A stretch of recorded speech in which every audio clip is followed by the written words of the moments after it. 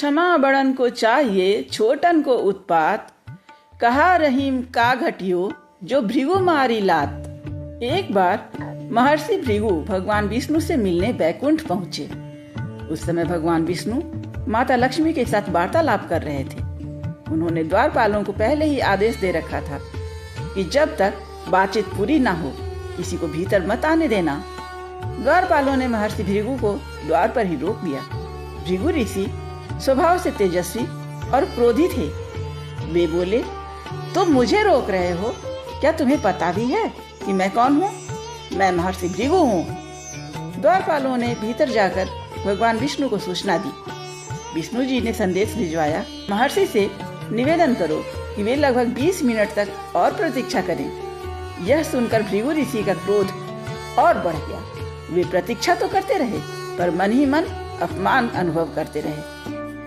जब उन्हें भीतर जाने की अनुमति मिली तो क्रोध में आकर उन्होंने भगवान विष्णु के वक्ष पर पैर से प्रहार कर दिया। भगवान विष्णु तनिक भी विचलित नहीं हुए।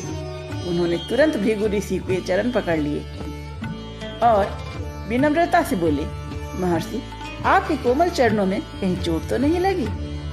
भगवान का यह क्षमाशील व्यवहार देखकर वहां बैठी माता लक्ष्मी अत्यंत क्रोधित हो उठी।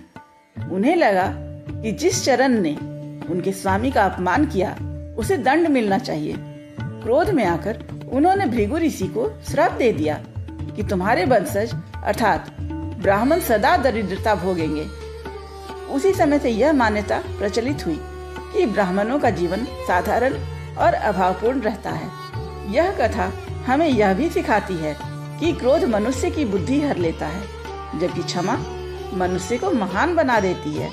इसलिए जीवन में क्रोध नहीं, विवेक को स्थान दें। जहाँ क्षमा है वहीं सच्ची महानता है। आप सुन रहे थे सुभा की कहानियाँ। कहानी अच्छी लगी हो तो इसे लाइक करें और अपने विचार कमेंट में अवश्य लिखें। और ऐसी ही प्रेरक कथाओं के लिए सुभा की कहानियाँ को सब्सक्राइब करना ना भूलें। नमस्कार।